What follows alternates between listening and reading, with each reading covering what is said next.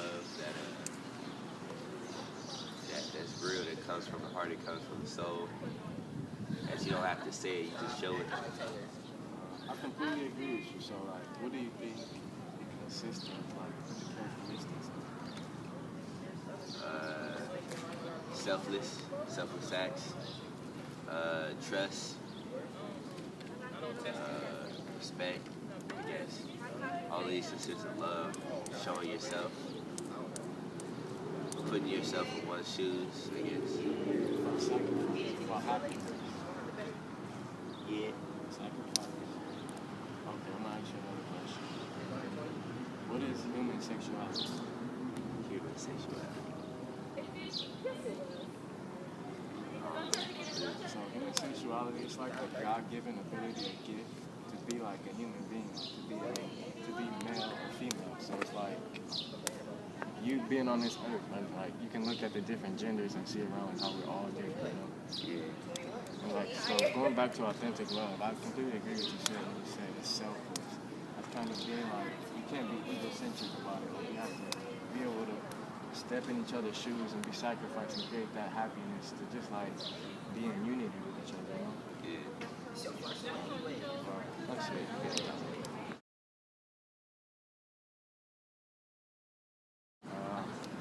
What does God have to do with sexuality? Well, sexuality is like something that God gave it to us, and I feel like it's something that we like necessarily didn't have to have. It's just something that He gave us along with free will, intellect, and everything else. And a part of having sexuality is knowing yourself and everything. And I feel like God can be in the middle of that situation, tied in with it. Right, I completely agree with you what you say.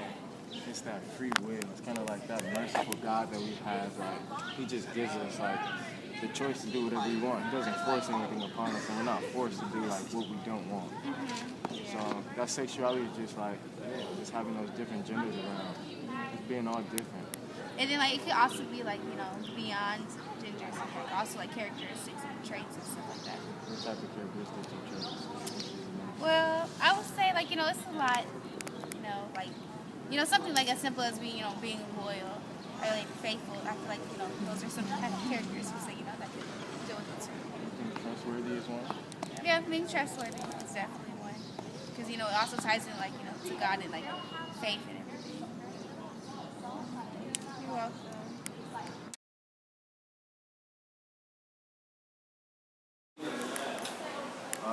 How is your relationship love-giving and life-giving? Oh, that's a great question. Love-giving, I'll say that we treat ourselves, both ourselves with respect. That's the first thing. Honesty and loyalty, second thing. And we see each other a lot, so we have a good relationship. Been together for 2 years. That's a long time. You guys having difficulties in your relationship, like maintaining that trust, that faithfulness with each other? Well, for me, probably lying has been the problem. Her getting mad at things that shouldn't have an effect towards our relationship that affects our relationship now.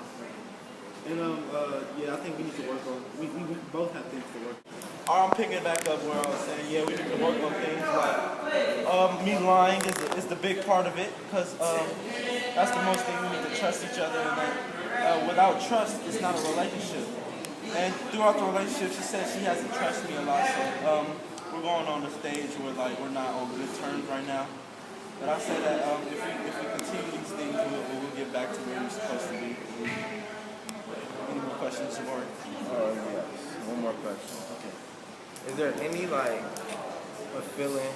I wouldn't say a feeling. Do you ever get the eagerness to cheat? Well, I wouldn't say to cheat, but I would say to leave her and then go on to move on. I say moving on is an option because there's many girls out there for many fishes in the sea. So I say that before I cheat, I think I'll move on before I cheat. And so for this relationship to be love-giving and life-giving, there has to be unity, sacrifice, most importantly, that leads to happiness, and most of all, having that trust with each other. Exactly. Thank you. Thanks for having me.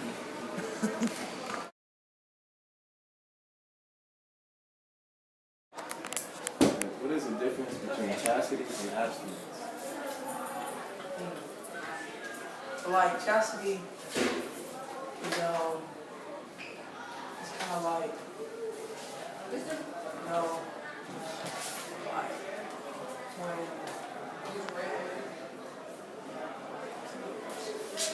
also abstinence. So abstinence, like you saving yourself or whatever, so marriage, you know, that. And then chastity, it's like, it's kind of like the same thing, but different. It's kind of like to be pure. Right. I completely agree with you, but chastity, it would kind of be like the bigger picture, and then abstinence would kind of be like a concrete detail, you get me? Yeah. So like, chastity is kind of like respecting others and respecting yourself, like not robbing others of like their purity and stuff like that, you know what I'm saying? And abstinence would be like refraining from like sexual intercourse and like other sexual activities. So is there anything like you specifically want to know about chastity or abstinence? Can you tell me like one more time what you thought chastity was? So like chastity, you said it was like I said pure. being pure. I agree with you when you said being pure, like not robbing others of their purity, so like letting them keep that, like letting them keep themselves like for God, like saving sex for marriage and all that.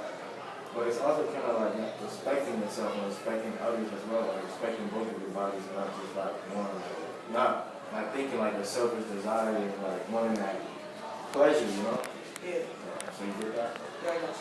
Anything else you want to know? No. No? Okay.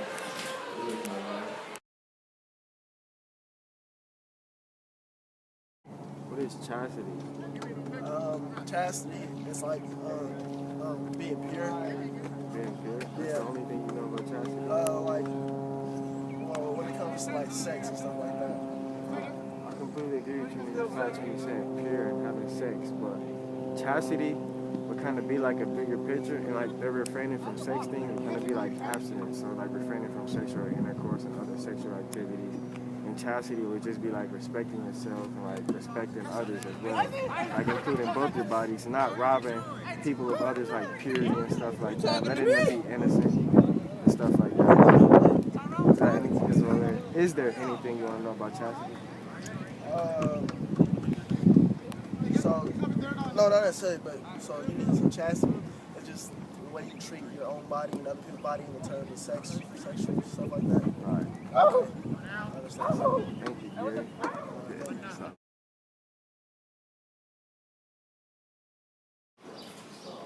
How can teens today positively change the perception of sexuality?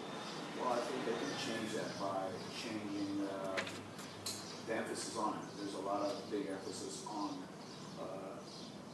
doing any type of sexual activity before marriage. And with my wife and I, we stayed abstinent before we got married, and I see the positive influence and growth it has had in the relationship. So, like, what type of growth, what type of characteristics do you take for that growth to be beneficial for the both of you? Well, I remember my wife asked me 3 questions before we said it. She asked me, do you believe in God? Do you go to church? And do you read the Bible? And if it was yes to all 3, that's the type of person you at least want to attempt to involve in a relationship with. How can you treat bodies as sacred? You did not do that. Yes, bro. By the time I got Treat like example, it's meaning you're not gonna put yourself in compromising situations. You treat people right. You don't overindulge with food. You don't overindulge with other things. Knowing that you are gonna bump into that sometimes, but working on limiting that as best as you can. And how others, you just treat people with respect regardless of whether they treat their bodies as a temple or not, knowing that they may come from different circumstances, and it's their job to work with them in the way you feel is going to benefit them to grow from that. Okay, would you say that ties into chastity as well as like respecting others? Yes. Thank you very much.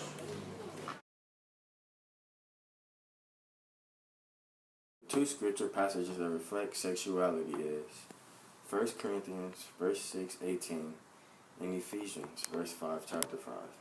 1 Corinthians, verse 6:18 states, "Flee from sexual immorality.